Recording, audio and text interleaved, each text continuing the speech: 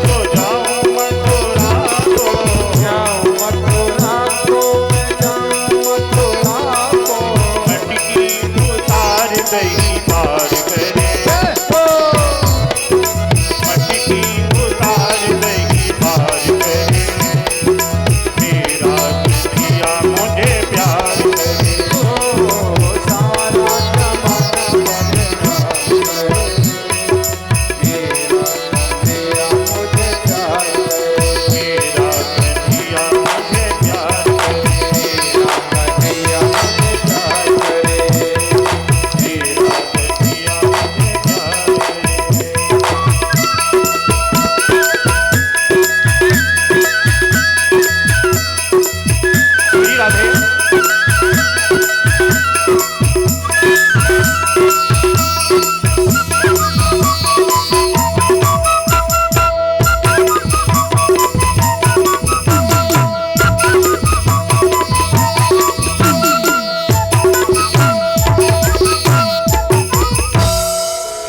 बोले गोविंद भगवान की। श्रीमद् भागवत पूर्व प्रसंगायाम आज अपने कथानक पर परीक्षित जी कथा का प्रसंग कहाँ चल रहा था।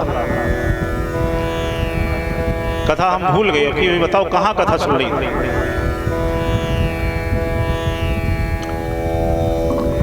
अब परीक्षित जी उनसे पूछ रहे, जो प्रसाद नहीं भैया बैठ रहे बांट रहे, उनसे पूछत कि तुम बताओ कहाँ।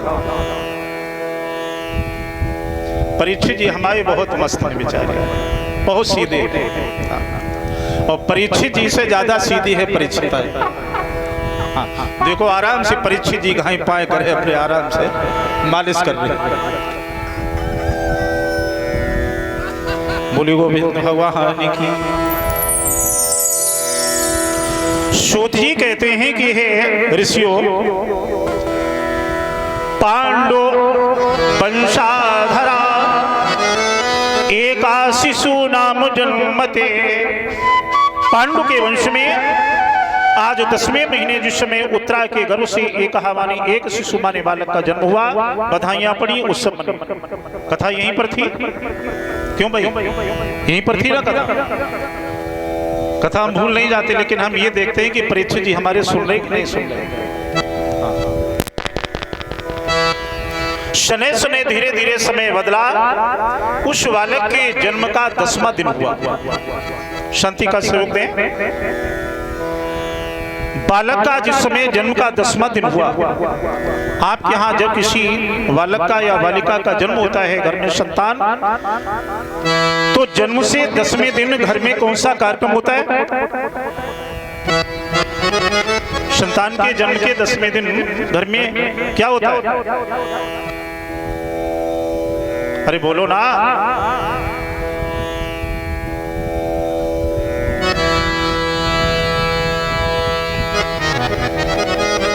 बहुत सुंदर नामकरण संस्कार। मनुष्य के जीवन में, हमारे आपके जीवन में कुल कितने संस्कार हैं? कितने संस्कार हैं? 16। कौन कौन से 16?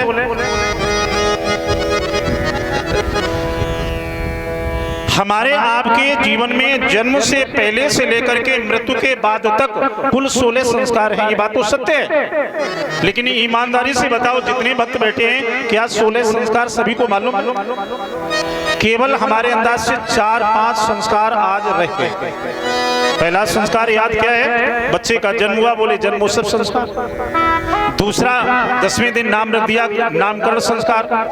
तीसरा विवाह हो गया, बोले पाणिग्रहण संस्कार। चौथा मृत्यु हो गई, बोले अंतिम संस्कार। और पांचवा ज्यादा से ज्यादा त्रयोदशी संस्कार, और उसमें भी हमने देखा शांति पाठ है ना। केवल 5 संस्कार याद रह गए, जबकि मनुष्य के जीवन में जन्म से पहले से और अंत तक 16 संस्कार होते थे। 16 संस्कार हैं। देवी देवताओं की पूजा कितने तरह से होती है? 16 पूजन, 16 तरह से ही देवी देवताओं की पूजा भी हमारे हिंदू सनातन धर्म। 16 संस्कार हैं और 16 पूजन, यानी 16 तरह से ही देवी देवताओं की पूजा है। और माता बहनों के श्रृंगार कितने? 16 ही श्रृंगार है परीक्षित जी। लेकिन अगर अब देखा जाए तो संस्कार समाप्त हो गए केवल 4-5। जबकि पहला संस्कार क्या होता था? पहला संस्कार हमारे घर में होता था, जो माँ बहन बेटी गर्भ को धारण करने योग्य होती थी, पहले विद्वान ब्राह्मण को बुला करके उस बेटी बहू के द्वारा एक पूजा कराई जाती थी, जिसे कहते थे पुंसवन संस्कार। पुंसवन संस्कार से क्या होता था कि उस माँ बहन बेटी के द्वारा जब पुंसवन संस्कार हो जाता था तो उदर में पेट में बच्चा कभी खंडित नहीं होता था। जो आजकल सबसे बड़ी समस्याएं हैं, हमारे पास बहुत ये केस आते हैं कि महाराज जी, गुरु जी, हमारी बहू के 2-3 महीने का बच्चा होकर डिस्टर्ब हो जाता है। क्यों हो जाता है? इसका मेन रीजन यही है कि हम लोगों ने घर में अपनी उन बहू बेटियों का पुंसवन संस्कार बंद करा दिया। उससे गर्भ सुरक्षित रहता था। दूसरा संस्कार होता है गर्भाधान संस्कार। तीसरा संस्कार होता है जन्मोत्सव संस्कार। चौथा संस्कार होता है नामकरण संस्कार। पांचवा संस्कार होता है यज्ञोपवीत संस्कार। छठवां संस्कार होता है विद्या आरंभ संस्कार, विद्यारंभ। और एक इसमें हम संस्कार भूल गए, नामकरण के बाद आता है अन्नप्राशन संस्कार। जब बच्चों को कोई माताएं खीर बनाकर बोले आज चांदी की चम्मच से खीर का अन्न ग्रास, है ना। ये सारे संस्कार हैं, लेकिन उन 16 संस्कारों को हम भूल गए, केवल 4-5 संस्कार याद रह गए। देवी देवताओं की 16 तरह से 16 पूजन, 16 तरह की पूजा, वो भी भूल गए। इन सभी में कमी आ गई। लेकिन जो माता बहनों के 16 श्रृंगार थे ना, इनमें कोई कमी, इनमें कमी नहीं आई। इनमें कमी नहीं, बल्कि 2 श्रृंगार बड़े हो गए, नहीं बढ़े। अब 16 नहीं 18 श्रृंगार हैं। कौन कौन 2 बढ़ गए मालूम है? परीक्षित जी कल बताएंगे, आज ही बता दें। 2 श्रृंगार बढ़ गए हैं। नंबर 1 आईब्रो की सेटिंग और नंबर 2 बालों की कटिंग। देखो कौन ऐसी भेड़ें ऐसी कपटी होती, मतलब कौआ की बात नहीं है। यहाँ तो माते बहने सब देवियां, जमुना पार कहाँ देखो, तुम यही नहीं मालूम पड़े कि जो मोड़ा है कि मोड़ी। हाँ, अब हम क्या बताएं, हमारे परिवार में खुद एक बहू ऐसी आई अभी 5-6-7 साल पहले। तो एक बार संयोग ऐसा हुआ कि हम घर में प्रवेश हुए, परिवार की बात बता रहे, साड़ी का पल्लू सिर पर रहने, तो हम जाने कोई मोड़ा घुड़ा। माता बहने यहाँ से एक शिक्षा ले, चूंकि हम आप लोगों से जुड़े हैं, आपके ब्लड से जुड़ा हूं मैं, कथावाचक अपने को यहाँ नहीं मानता, इसलिए धरातल की बात बताता कि जब जब हमारे भारत देश की किसी माँ बहन बेटी ने अपने बाल कटाए या अपने बालों को खुला छोड़ा, बांधे नहीं, तब तक हमारे यहाँ प्रलय हुआ नहीं हुआ। त्रेता में केकई ने अपने बाल जब बिखेरे, खुले छोड़ दिए, बांधे नहीं, तो क्या हुआ? राम को 14 वर्षों का वनवास हुआ। द्वापर में जिस समय द्रौपदी ने अपने बाल बिखेरे और ये प्रतिज्ञा की कि मैं इनको तब तक नहीं बांधूंगी जब तक दुर्योधन के लहू से इनको मैं धुलूंगी। क्या हुआ? कुरुक्षेत्र के मैदान में महाभारत युद्ध हो गया। तो जब जब मेरे देश की कोई माँ बहन बेटी अपने बाल कटाती है या खुले छोड़ती है तो प्रलय होता है, ये अशुभ होता है। हमारी बूढ़ी माँ यहाँ बैठी होगी, इन्हें मालूम होगा। अगर इनके पास कुछ नहीं होता था तो एक धागा से अपने बालों को बांध लेती थी। मुझे याद है मेरी माताजी चूंकि यहीं की रही, जब मेरी माताजी वृद्ध हो गई तो मैंने देखा था उनके बाल बड़ा सिल्की थे। कभी साबुन नहीं लगाती थी, मुल्तानी मिट्टी से धोती में साबुन देता था, बोले ये तुम लगाओ, लेकिन बाल बड़ा अच्छे थे। लेकिन वो धागा से उनको बांध करके रखते। रामचरितमानस में भी प्रमाण है। जानकी मां सीता राम जी से जब जुदा होकर जितने दिन लंका में रही और पत्नी वो अपना समय अशुभ समझे, जितने दिन पति के चरणों से अलग रहे, तो उस अशुभ समय में जानकी सीता ने कभी अशोक वाटिका में राम से जुदा जब तक रही तब तक अपने केसों को बांधा नहीं, खोलकर नहीं रखा। बहुत पहले हम एक गाना सुना करते थे गांव गली में, जब देहात में प्रोग्राम करने आते माता मैंने गाती थी, बहुत सुंदर गीत थी। उसमें एक शब्द आता था कि माता ने कभी बाल नहीं बांधे जब तक राम जी से जुदा रहे। क्या गाती थी आपको भी मालूम होगा। हनुमान जी जब अंगूठी लेकर के गए, वहां से चूड़ा मर दी और सीता ने एक संदेश भेजा था, अयोध्यानाथ से जाकर पवन सुत हाल कह देना, तुम्हारी लाडली सीता हुई बेहाल कह देना। यहाँ जब शे में आई हूँ कभी श्रृंगार नहीं कीना, कभी जूढ़ा नहीं बांधा, खुले हैं बाल कह देना। अयोध्यानाथ से जाकर पवन सुत हाल कह देना। अगर एक मास के अंदर प्रभु श्री राम ना आए तो सीताराम ना पाए पवन सुत हाल कह देना। कभी मैया जानकी ने बाल तो यदि माता बहने बाल को खोले काटी तो अशुभ है। आज से ये शिक्षा लेना कि नहीं कभी बालों को कटवाना, न खुले छोड़ना। और सबसे ज्यादा तो हम यह कहें इन ब्यूटी पार्लर में आग ही लग जाए। वैसे यहाँ की माता बहने बाल नहीं कटवाती होंगी, जमुना पार कहीं देखो। अच्छा एक बात बताओ, अंधेरी रात हो, चांदनी रात, बादल हो, कभी बादल हो जाए फिर चांदनी रात हो जाए और कोई बाल अगर खोले आपको मिल जाए और ठाकुर जी की कृपा से कहूँ दांत धोए और बड़े हो गए तो क्या मालूम पड़े? पक्की चुड़ैल। तो आप भारत की देवी हैं, भारत की गौरव है, भारत की माँ है। शिक्षा लेना कि नहीं कभी बाल कटवाने और नहीं कभी बालों को खुला छोड़ना, उन्हें गूंथ कर रखी, बांध कर रखी। अभी आपने कथा सुनी, द्रौपदी ने अपने बाल कब बिखेरे? जब उनके 5 पुत्र मारे गए तब बाल बिखरे। सूत जी कहते हैं कि हे संतो, 10वें दिन जिस समय नामकरण संस्कार हुआ, विद्वान ब्राह्मण आए। विद्वानों ने जब उस बालक के मस्तक को देखा, हाथ की रेखाओं को देखा, क्योंकि पहले विद्वान ब्राह्मण जब नाम रखते थे तो उस संतान के मस्तक और हाथ को देखकर गुणों के आधार पर नाम रखते थे। दृष्ट्वा ललाटभ्याम सुगुणेन जायेत। दृष्टवा माने देखा, ललाट माने माथे को, तो मस्तक की रेखाओं से प्रतीत हुआ। परिइच्छितो पालितः,